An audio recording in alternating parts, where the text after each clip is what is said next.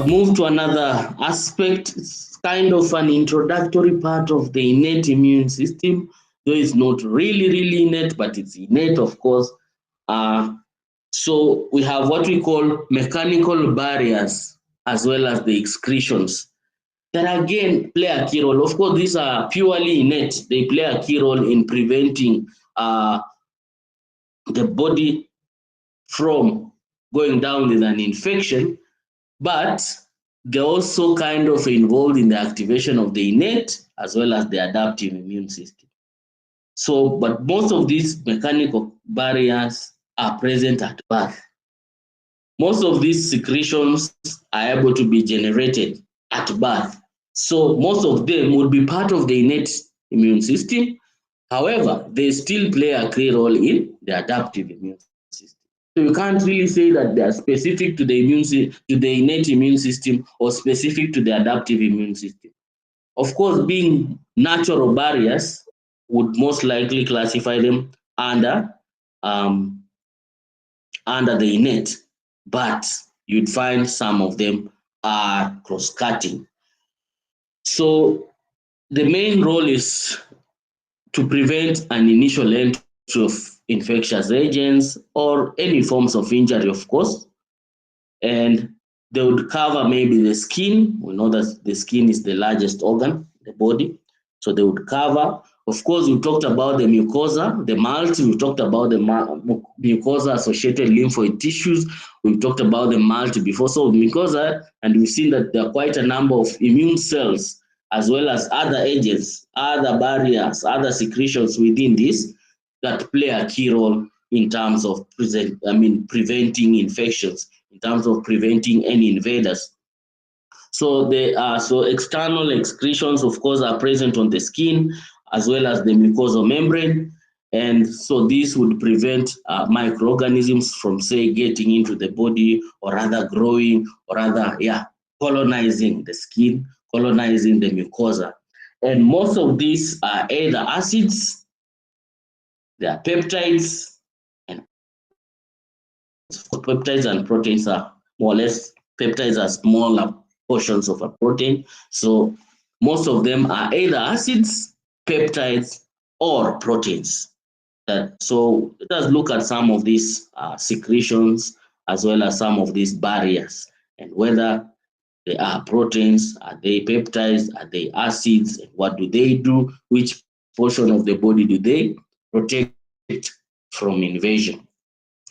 So it's just a table, a summary of some of the common secretions or barriers that then help the body prevent invasion. So one is the acidic pH. The acidic pH. So we know that some places or rather some locations within the body are acidic. They have acidic pH. For instance, the skin, the stomach, and the vagina are all acidic in pH. And the main function is to inhibit any bacterial growth.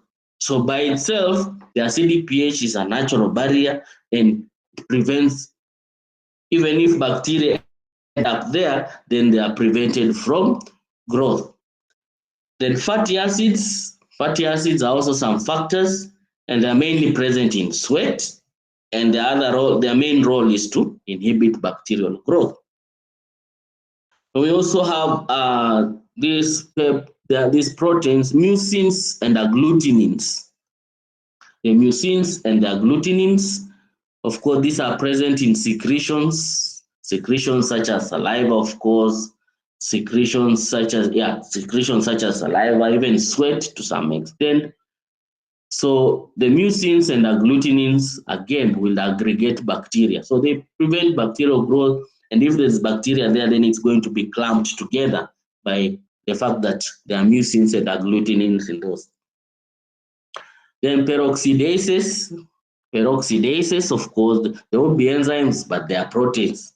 So these are present in secretions again. Find it maybe in saliva, you find it in, and their work is to oxidize the lipid membranes of bacteria. So again, they would prevent bacterial growth. They would kill bacteria. In this case, they are literally killing bacteria because they are oxidizing the lipid membranes of this bacteria.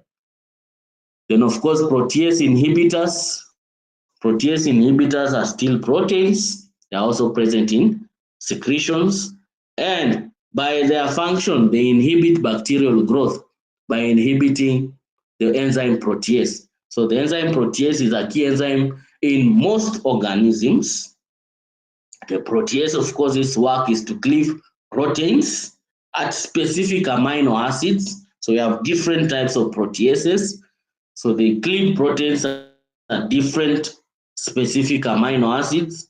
And in so doing, those, of course, proteins or other amino acids will be utilized in the growth or the nutrition of the organism where the protease is working. So if you interfere with the enzyme protease, then definitely, especially in bacteria, you're going to inhibit bacterial growth. Lysozymes. Lysozymes would be, again, proteins. They are enzymatic, of course, in nature.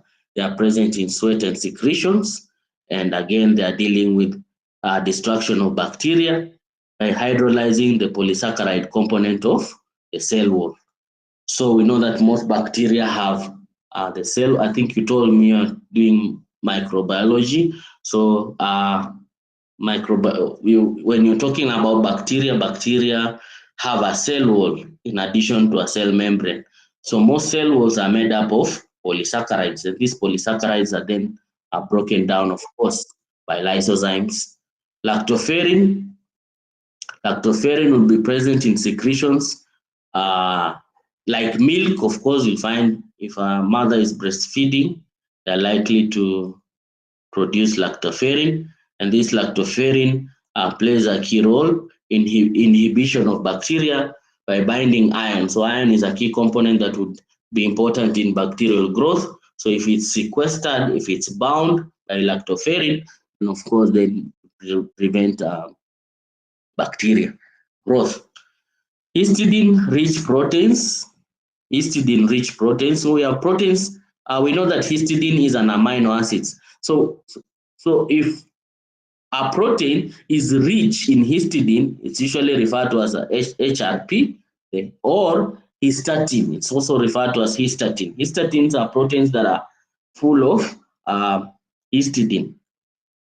Now, histidine, if you remember, is one of those amino acids that we say is semi-conservative. It's either neither here nor there in terms of its biological functions.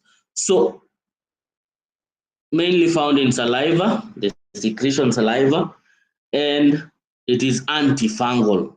It is antifungal. The main proteins that are rich in histidine are antifungal. Then we have cationic proteins. That are proteins that are positively charged. They are also found in sweat and secretions. They are, of course, antibacterial. Then we have other proteins such as defensins and other small peptides. So defensin is another protein, small protein. They are found in secretions. They are mostly produced by leukocytes, and they are active against bacteria, fungi, as well as viruses. So defensins, as well as other peptides, would target most of these infectious agents, bacteria, fungi, and viruses. And there is no specific mechanism for which these particular barriers or secretions are able to prevent, rather than what they contain. So whatever they contain, if it's an enzyme, for instance, you're talking about protease inhibitors, you're talking about peroxidases. Peroxidase is definitely going to oxidize. A protease inhibitor is going to prevent proteases from working. A lysozyme, of course, is going to cleave. And so a lactoferrin is going to aggregate and all that. So based on their basic simple mechanisms on how they work, that is how they are going then to prevent or rather any infections from proceeding. So most of these factors are in the innate immune system. But as I've said, it doesn't mean that they cannot play a role in adapting. But these are natural products. These are naturally present. These are some products of, for instance, an acidic pH is just an environment that is present at a particular place. Fatty acids are generally being metabolized and being produced. So these are things that are there. They are not any specialized, but they are general in dealing with especially bacteria. So these are mostly part of the innate immune system. So we generally refer to them as mechanical barriers as well as external excretions. And you see we've classified them as either being acids, being peptides, or proteins. Well, we can only just say proteins because proteins and peptides are more or less the same thing, just that peptides are smaller components of the proteins, of course, are separated by the peptide bond. Yeah, so these are some of the common factors. We've not exhausted all of them. We are going to encounter some new other factors as we continue, but these are the key.